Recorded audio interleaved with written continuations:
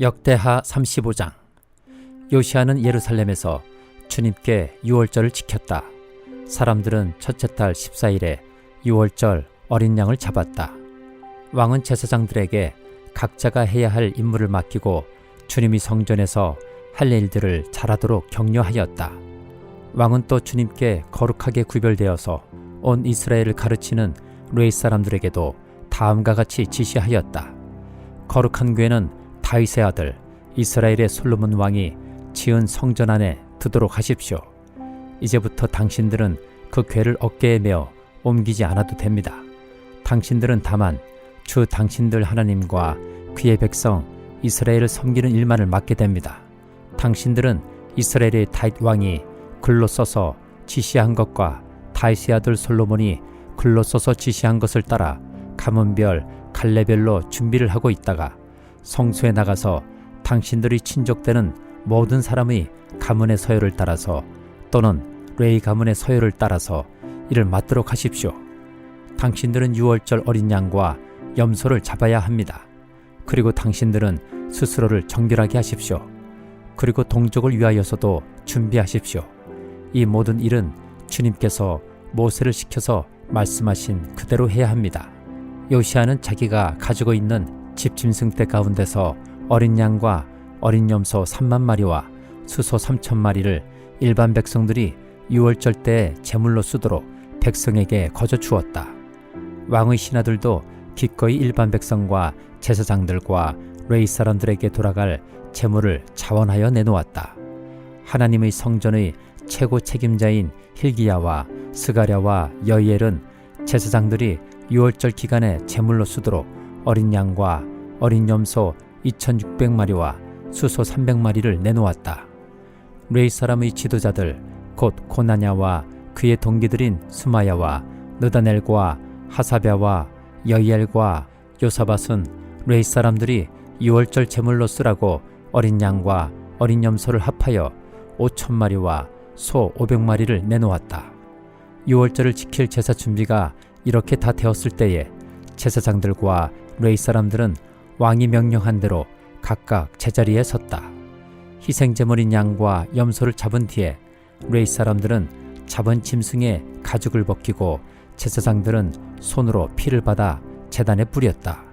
그런 다음에 레위 사람들은 번제물로 바칠 짐승을 백성에게 가문별로 나누어 주어서 백성이 모세 율법에 기록되어 있는 대로 주님께 드리게 하고 소도 같은 방법으로 하였다. 레위 사람들은 유월절 어린 양을 규례에 따라서 불에 굽고 나머지 거룩한 제물은 솥과 가마와 냄비에 삶아 모든 백성에게 속히 분배하였다.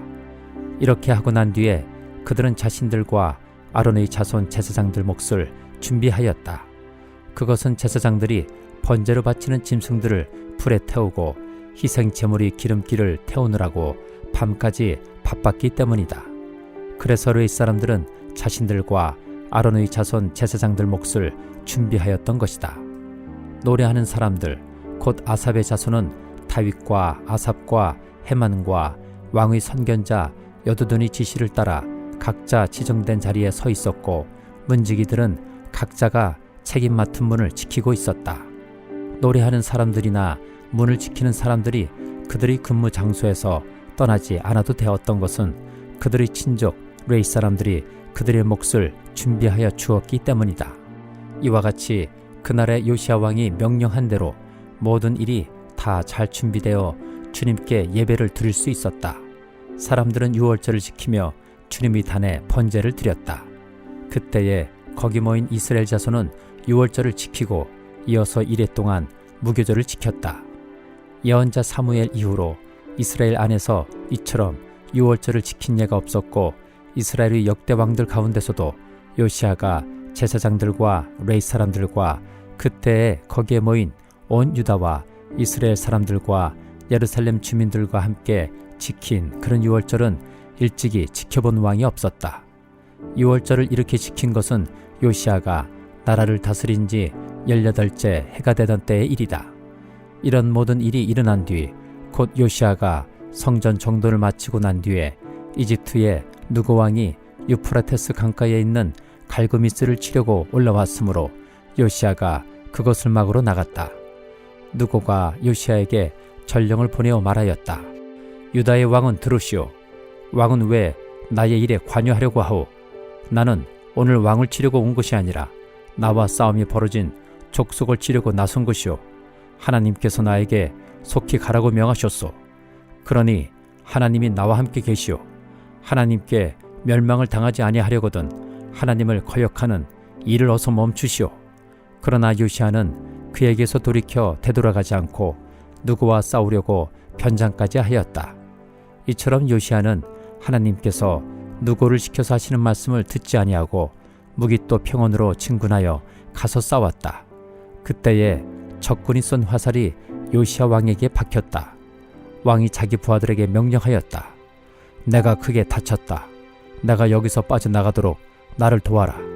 그는 부하들의 부축을 받으면서 자기의 병거에서 내려 그의 부사령관의 병거를 타고 예루살렘으로 돌아와 숨을 거두었다. 사람들은 그를 그의 조상들의 묘에 장사하였다. 온 유다와 예루살렘 사람들이 그의 죽음을 슬퍼하였다. 예레미야 예언자가 요시야의 전사를 애도하는 애가를 지었는데 노래하는 남녀가 요시야 왕을 애도할 때에는 이 애가를 부르는 것이 관례가 되어 오늘까지 이른다. 그 가사는 애가집에 기록되어 있다. 요시야의 남은 사적, 곧 그가 주님의 율법에 기록된 대로 한 모든 선한 일과 그의 업적은 처음부터 끝까지 이스라엘과 유다 열왕기에 기록되어 있다. 요한계시록 21장. 나는 새 하늘과 새 땅을 보았습니다. 이전의 하늘과 이전의 땅이 사라지고 바다도 없어졌습니다. 나는 또 거룩한 도성 새 예루살렘이 남편을 위하여 단장한 신부와 같이 차리고 하나님께로부터 하늘에서 내려오는 것을 보았습니다. 그때에 나는 보좌에서 큰 음성이 울려 나오는 것을 들었습니다. 보아라, 하나님의 집이 사람들 가운데 있다. 하나님이 그들과 함께 계실 것이요 그들은 하나님의 백성이 될 것이다. 하나님이 친히 그들과 함께 계시고 그들의 눈에서 모든 눈물을 닦아주실 것이니 다시는 죽음이 없고 슬픔도 울부짖음도 고통도 없을 것이다. 이전 것들이 다 사라져 버렸기 때문이다. 그때에 보좌에 앉으신 분이 말씀하셨습니다. 보아라, 내가 모든 것을 새롭게 한다. 또 말씀하셨습니다. 기록하여라. 이 말은 신실하고 참되다. 또 나에게 말씀하셨습니다. 다 이루었다. 나는 알파며 오메가 곧 처음이며 마지막이다. 목마른 사람에게는 내가 생명수 샘물을 거저 마시게 하겠다. 이기는 사람들은 이것들을 상속받을 것이다. 나는 그의 하나님이 되고 그는 내 자녀가 될 것이다. 그러나 비겁한 자들과 신실하지 못한 자들과 가증한 자들과 살인자들과 음행하는 자들과 마술쟁이들과 우상 숭배자들과 모든 거짓말쟁이들이 차지할 몫은 불과 유황이 타오르는 바다뿐이다. 이것이 둘째 사망이다. 7 천사가 마지막 때에 7 재난이 가득 담긴 7 대접을 가졌는데 그 가운데 하나가 나에게로 와서 말하기를 이리로 오너라. 어린 양의 아내인 신부를 너에게 보여주겠다 하고 나를 성령으로 휩싸서 크고 높은 산 위로 데리고 가서 하나님께로부터 하늘에서 내려오는 거룩한 도성 예루살렘을 보여주었습니다. 그 도성은 하나님의 영광이 쌓였고 그 빛은 지극히 귀한 보석과 같고 수정처럼 맑은 벽옥과 같았습니다. 그 도성에는 크고 높은 성벽이 있고 거기에는 12 대문이 달려 있었습니다. 그 12 대문에는 12 천사가 지키고 있고 이스라엘 자손 12지파의 이름이 적혀 있었습니다. 그 대문은 동쪽에 셋, 북쪽에 셋, 남쪽에 셋, 서쪽에 셋이 있었습니다. 그 도성의 성벽에는 주춧돌이 12개가 있고 그 위에는 어린 양의 12사도의 12 이름이 적혀 있었습니다. 나에게 말하던 그 천사는 그 도성과 그 문들과 성벽을 측량하려고 금으로 된 자막대기를 가지고 있었습니다. 그 도성은 네모가 반듯하여 가로와 세로가 같았습니다. 그가 자막대기로 그 도성을 재어보니 가로와 세로와 높이가 서로 똑같이 12,000 스타디온이었습니다. 또 그가 성벽을 재어보니 사람의 치수로 144 규빗이었는데 그것은 천사의 치수이기도 합니다. 그 성벽은 벽옥으로 쌓았고 토성은 맑은 수정과 같은 순금으로 되어 있었습니다. 그 성벽의 주춧돌들은 각색 보석으로 꾸며져 있었습니다. 첫째 주춧돌은 벽옥이요, 둘째는 사파이어요, 셋째는 옥수요, 넷째는 비치옥이요, 다섯째는 홍마노요, 여섯째는 홍옥수요, 일곱째는 황보석이요, 여덟째는 녹주석이요, 아홉째는 황옥이요, 열째는 녹옥수요, 열한째는 청옥이요, 열두째는 자수정이었습니다. 또 12대문은 12진주로 되어 있는데 그 대문들이 각각 진주 한 개로 되어 있었습니다. 도시의 넓은 거리는 맑은 수정과 같은 순금이었습니다. 나는 그 안에서 성전을 볼 수 없었습니다. 그것은 전능하신 주 하나님과 어린 양이 그 도성의 성전이시기 때문입니다. 그 도성에는 해나 달이 빛을 비출 필요가 없습니다. 그것은 하나님의 영광이 그 도성을 밝혀주며 어린 양이 그 도성의 등불이시기 때문입니다. 민족들이 그 빛 가운데로 다닐 것이요, 땅의 왕들이 그들의 영광을 그 도성으로 들여올 것입니다. 그 도성에는 밤이 없으므로 온종일 대문을 닫지 않을 것입니다. 그리고 사람들은 민족들의 영광과 명예를 그 도성으로 들여올 것입니다. 속된 것은 무엇이나 그 도성에 들어가지 못하고 가증한 일과 거짓을 행하는 자도 절대로 거기에 들어가지 못합니다. 다만 어린 양의 생명책에 기록되어 있는 사람들만이 들어갈 수 있습니다. 말라기 3장. 내가 나의 특사를 보내겠다. 그가 나의 갈 길을 닦을 것이다. 너희가 오랫동안 기다린 주가 문득 자기의 궁궐에 이를 것이다. 너희가 오랫동안 기다린 그 언약의 특사가 이를 것이다. 나 만군의 주가 말한다. 그러나 그가 이르는 날에 누가 견디어내며 그가 나타나는 때에 누가 살아남겠느냐. 그는 금과 은을 연단하는 불과 같을 것이며 표백하는 잿물과 같을 것이다. 그는 은을 정련하여 깨끗하게 하는 정련공처럼 자리를 잡고 앉아서 레이 자손을 깨끗하게 할 것이다. 금속 정련공이 은과 금을 정련하듯이 그가 그들을 깨끗하게 하면 그 레이 자손이 나 주에게 올바른 제물을 드리게 될 것이다. 유다와 예루살렘의 제물이 옛날처럼 지난 날처럼 나 주를 기쁘게 할 것이다. 내가 너희를 심판하러 가겠다. 점치는 자와 간음하는 자와 거짓으로 증언하는 자와 일꾼의 품삯을 떼어먹는 자와 과부와 고아를 억압하고 나그네를 학대하는 자와 나를 경외하지 않는 자들의 잘못을 증언하는 증인으로 기꺼이 나서겠다. 나 만군의 주가 말한다. 나 주는 변하지 않는다. 그러므로 너 야곱의 자손아, 너희는 멸망하지 않는다. 너희 조상 때로부터 너희는 내 규례를 떠나서 지키지 않았다. 이제 너희는 나에게로 돌아오노라. 나도 너희에게로 돌아가겠다. 나 만군의 주가 말한다. 그러나 너희는 돌아가려면 우리가 무엇을 하여야 합니까? 하고 묻는구나. 사람이 하나님의 것을 훔치면 되겠느냐? 그런데도 너희는 나의 것을 훔치고서도 우리가 주님의 무엇을 훔쳤습니까? 하고 되묻는구나. 11조와 헌물이 바로 그것이 아니냐. 너희 온 백성이 나의 것을 훔치니 너희 모두가 저주를 받는다. 너희는 온전한 11조를 창고에 들여놓아 내 집에 먹을거리가 넉넉하게 하여라. 이렇게 바치는 일로 나를 시험하여 내가 하늘문을 열고서 너희가 쌓을 것이 없도록 복을 붙지 않나 보아라. 나 만군의 주의 말이다. 나는 너희 땅의 소산물을 해로운 벌레가 먹어 없애지 못하게 하며 너희 포도밭의 열매가 채 익기 전에 떨어지지 않게 하겠다. 나 만군의 주가 말한다. 너희 땅이 이처럼 비옥하여짐으로 모든 민족이 너희를 복되다고 할 것이다. 나 만군의 주가 말한다. 너희가 불순한 말로 나를 거역하였다. 나 주가 말한다. 우리가 무슨 말을 하였기에 주님을 거역하였다고 하십니까? 하고 너희는 묻는다.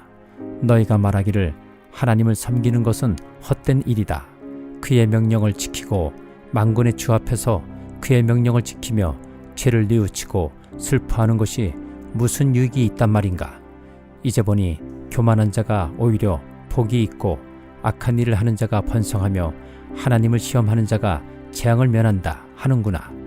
그때 주님께서는 주님을 경외한 사람들이 서로 주고받는 말을 똑똑히 들으셨다. 그 가운데서도 주님을 경외하며 주님의 이름을 존중하는 사람들을 당신 앞에 있는 비망록에 기록하셨다. 나 만군의 주가 말한다.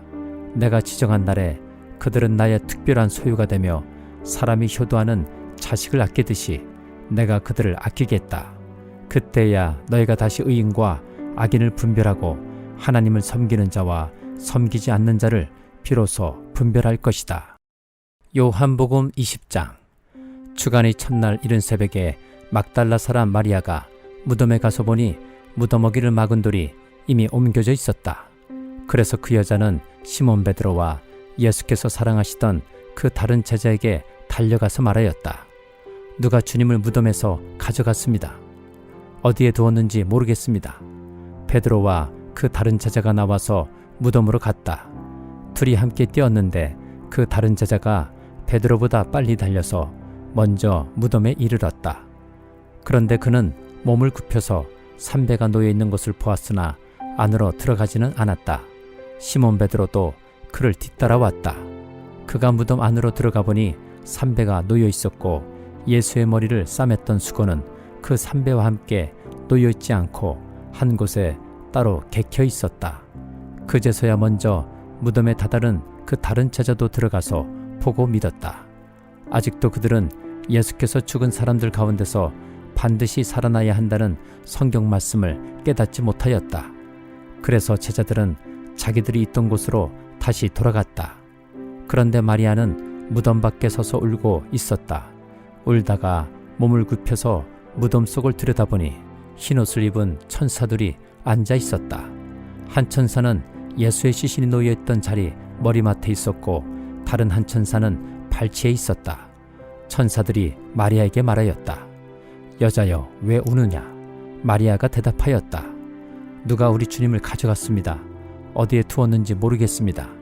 이렇게 말하고 뒤로 돌아섰을 때에 그 마리아는 예수께서 서 계신 것을 보았지만 그가 예수이신 줄은 알지 못하였다. 예수께서 마리아에게 말씀하셨다. 여자여, 왜 울고 있느냐? 누구를 찾느냐? 마리아는 그가 동산지기인 줄 알고 여보세요, 당신이 그를 옮겨 놓았거든 어디에다 두었는지를 내게 말해주세요. 내가 그를 모셔가겠습니다 하고 말하였다. 예수께서 마리아야 하고 부르셨다. 마리아가 돌아서서 히브리 말로 라브니 하고 불렀다. 그것은 선생님이라는 뜻이다.